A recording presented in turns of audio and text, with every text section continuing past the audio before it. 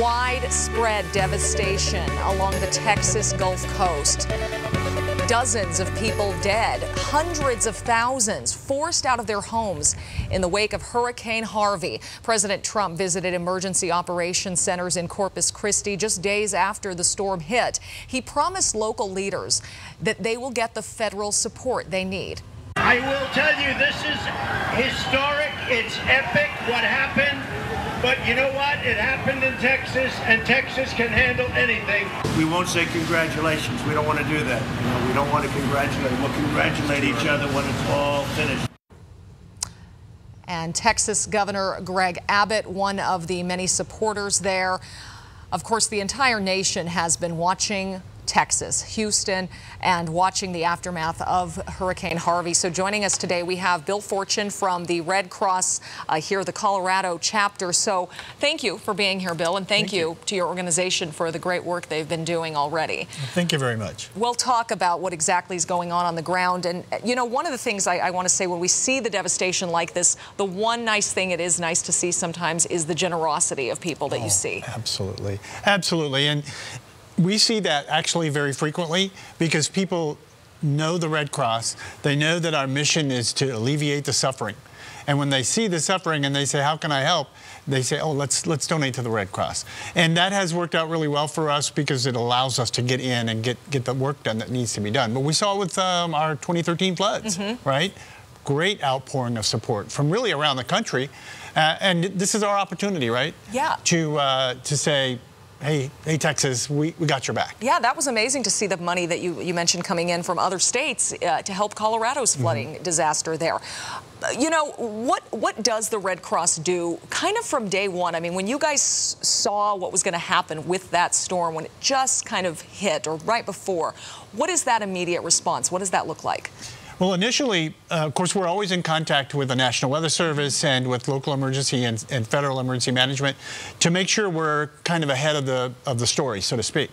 So actually, we started sending Colorado volunteers on Wednesday, right 3 days before the storm, down there in preparation. And one of the great things about Colorado, our teams here in Colorado, is that they're well known for their leadership skills. So we sent our leadership team down there. They actually started organizing the disaster response before the hurricane even hit. Wow. We sent vehicles down there because we knew we were going to do some massive feeding efforts.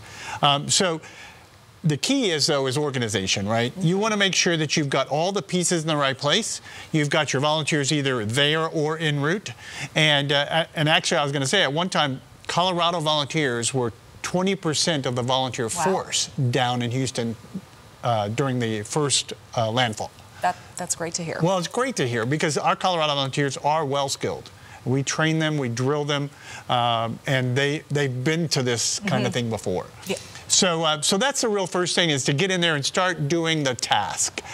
Then when you saw how bad it was, days of rain, and when that flooding really became to the point where roads were impassable, things had to change a little bit, it sounds like. And it may have been frustrating when volunteers couldn't get to where they needed to be. Was that the case? Well, absolutely. And our focus immediately shifted to sheltering and feeding. And we ended up with, right now, we have about 40,000 people in our shelters in Texas.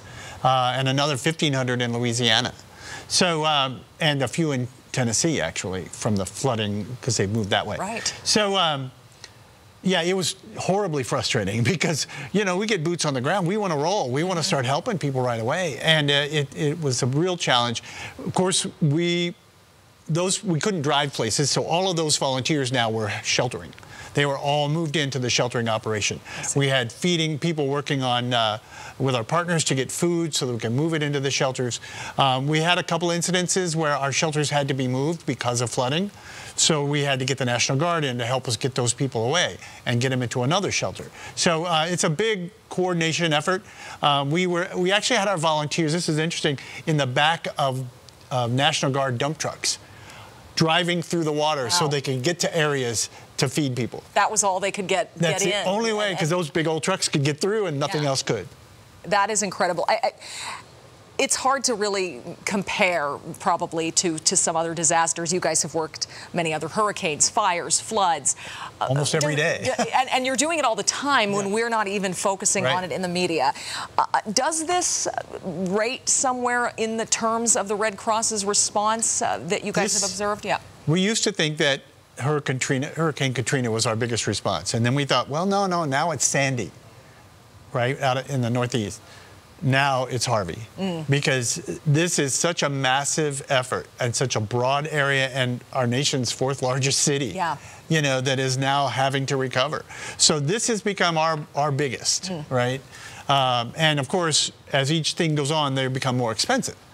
Right. Let's talk about that a little. And we had a wonderful support from Coloradans who reached out through the telethon that Denver 7 was a part of last week. But the need is going to be there for a while. Tell us monetarily how much money are we talking about? Do we even know yet? And how will things change over time? Well, you're right. We don't really know yet, because our first effort, and for the first 7 days, right, we're in this for a week, it's just push. It's push don't worry about where the money's coming from, just push it in and make it happen.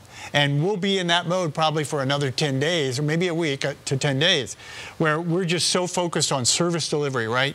Helping in the shelters, getting people medical care that they might need, medications that they've lost, and all of those things for their immediate needs. Once that's part of it slows down, we'll move into the recovery phase, and we'll be working with local governments and local organizations to start building on the recovery process. So the funds that we raise today are actually going to be more for the recovery, because we're using funds we already had for our initial push. I see. Right? And that's why we want people to consider donating to the Red Cross on a regular basis, because when a disaster happens, we have to move in now, regardless of whether people are going to donate to us. It's our job to get in there. And so we will be moving into the recovery phase soon, right? And that's our goal. Well, keep the Red Cross in mind, and certainly even when the disaster is not in the headlines, they're always there doing the work on the ground.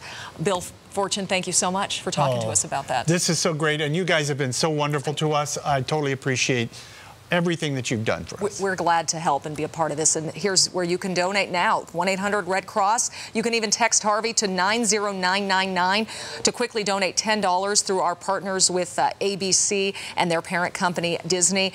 Many ways to help with the Harvey relief, so be sure to stay in touch with us on that. We'll be right back.